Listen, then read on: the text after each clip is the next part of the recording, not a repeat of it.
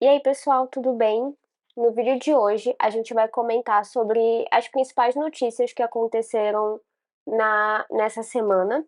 Eu separei umas 5 notícias para a gente falar um pouquinho, que são, acredito que as mais relevantes e que fazem sentido a gente comentar um pouco.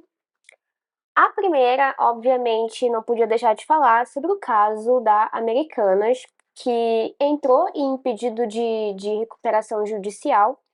E para quem não sabe, quando uma empresa ela entra com pedido de recuperação judicial é porque ela está enfrentando muitos problemas financeiros que podem levar ela à falência, e essa é uma forma de tentar proteger um pouco os credores dessa empresa até que ocorra alguma conclusão disso. Só que as Americanas, eles estão com uma dívida de mais ou menos 43 bilhões de reais e a queda total das ações da empresa já somam mais de 91%. Então, é bem difícil que eles consigam se recuperar todo esse problema que aconteceu, de todo esse rombo, que até agora também não se sabe para onde que foi todo esse dinheiro que eles estão devendo. E esse já é considerado um dos maiores rombos do país, aqui do Brasil, no caso, né? E algumas informações aqui são interessantes. Além desse número de mais de 91% das ações da Americanas, do valor de mercado da Americanas que caiu, e os 43 bilhões que eles estão devendo, cerca de 8 fundos imobiliários estavam expostos a Americanas e eles já perderam pouco mais aí, ou cerca de 4%. E tem um fundo que é o fundo no reserva imediata do Nubank, que em um dia as pessoas que estavam dentro desse fundo já tinham perdido mais de 1 milhão de reais, ou 1 bilhão. Deixa eu confirmar esse número aqui.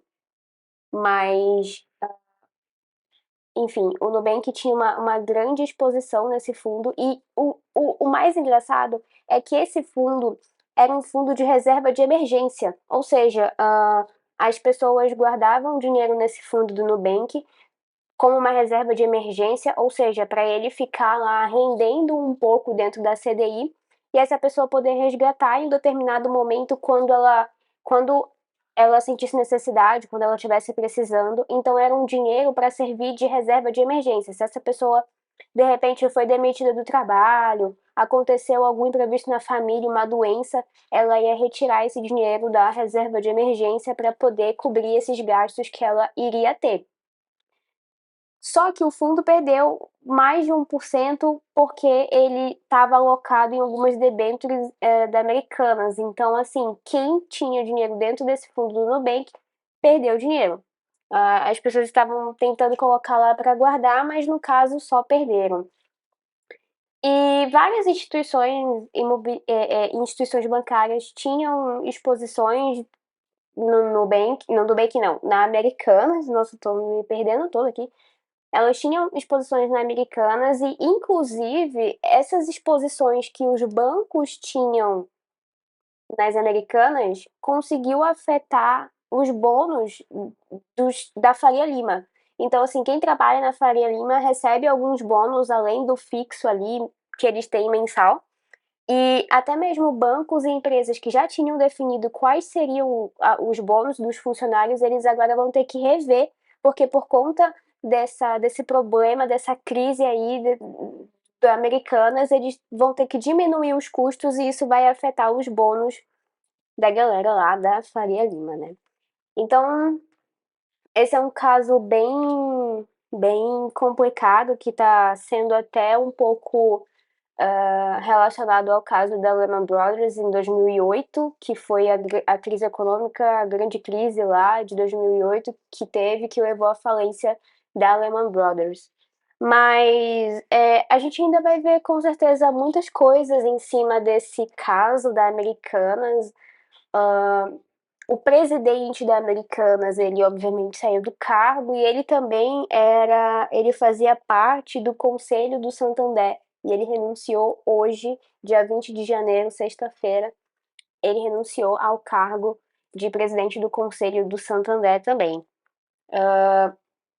Mas seguindo para as nossas notícias aqui, vemos também a segunda notícia é a regulação de criptomoedas que foi bastante comentada em Davos. Então, essa semana teve a reunião do Fórum Econômico Mundial em Davos, onde eles discutem aí diversas questões para, entre aspas, melhorar a situação do mundo, né? E aí eles batem naquela tecla lá do ESG, do lance sustentável, de como melhorar a fome, né? Inclusive a Marina Silva passou a maior vergonha lá, que agora ela tá no Ministério do Meio Ambiente, eu acho. E aí ela disse, simplesmente soltou um número nada a ver de 120 milhões de pessoas passando fome aqui no Brasil. E virou chacota, né? Então, e só que uma das discussões que teve lá em Davos é de que os bancos e as instituições bancárias no geral, enfim, eles deviam regular ainda mais o setor de criptomoedas. E vale ressaltar, inclusive, que final do ano passado, antes do fim do governo Bolsonaro, ele assinou lá o decreto da lei das criptomoedas para regular ainda mais esse setor. Então, a gente provavelmente, na verdade, já era esperado que à medida que esse setor fosse crescendo, a gente fosse ver também os bancos, as grandes instituições financeiras entrando nesse setor e querendo regular os outros para que eles tenham mais notoriedade, visibilidade, enfim. Terceira notícia para comentar desse conjunto de notícias é que a Gênesis, ela é uma empresa focada em criptografia, criptomoedas, enfim, e eles entraram hoje com pedido, não lembro se foi ontem ou se foi hoje, com pedido de falência lá nos Estados Unidos. Eles estavam já enfrentando alguns problemas por conta do caso da FTX, né, que levou uma galera aí junto, e uma dessa galera era a Gênese, que está devendo aí cerca de um pouco mais de 3 bilhões e meio de dólares para cerca de 50 credores, assim, os 50 principais credores, e um desses 50 principais credores são os irmãos donos da empresa Gemini.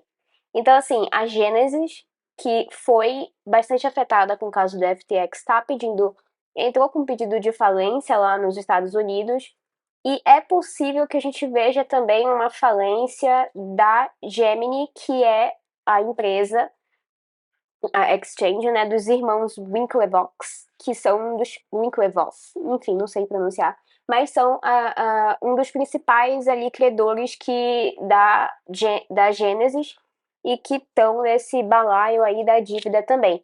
Então, uma pode levar a outra e a gente vai ver as cenas disso nos próximos capítulos, né? Eles entraram com o pedido de falência, mas ainda não confirmou realmente e a gente não tem certeza se, mas é 99,99% de chances que a Gemini também vá junto, né? E aí, aqui. Não, calma. A quarta notícia que eu ia trazer para vocês é que o Cash App adicionou pagamentos, você pagar e receber em Lightning Network dentro da plataforma. O Cash App é um dos principais aplicativos de pagamento utilizados nos Estados Unidos. Ele é como se fosse o nosso PicPay aqui no Brasil. E eles já estavam há um tempo desenvolvendo essa estrutura para pagamentos em Bitcoin desde o ano passado. Então, ano passado eles já tinham anunciado. Só que agora parece que quem usa o Cash App vai poder receber também lá dentro.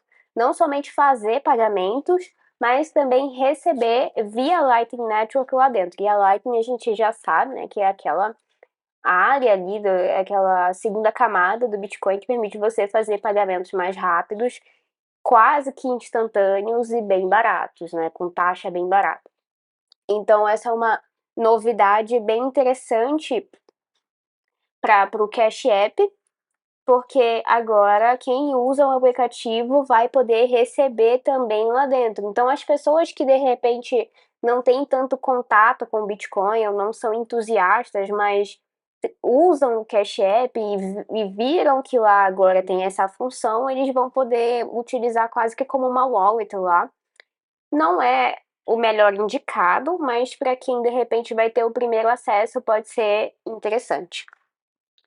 E agora a quinta e última notícia é que agora o Bitcoin ele está mais sustentável.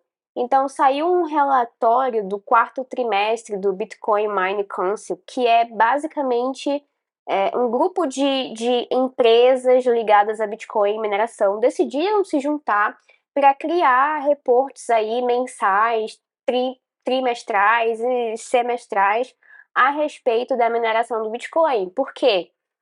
Houve todo aquele caso lá da China proibir mineração porque ela era muito prejudicial ao meio ambiente, o caso do Elon Musk aceitar Bitcoin com a Tesla, pela Tesla e depois renunciar a isso porque a mineração ela prejudicava muito o meio ambiente, enfim. E aí então criou-se o Bitcoin Mining Council, que é basicamente ali um grupo, né, dessas empresas que se juntaram voluntariamente para criar esses reportes e relatórios e também fazer com que a indústria seja de fato mais sustentável.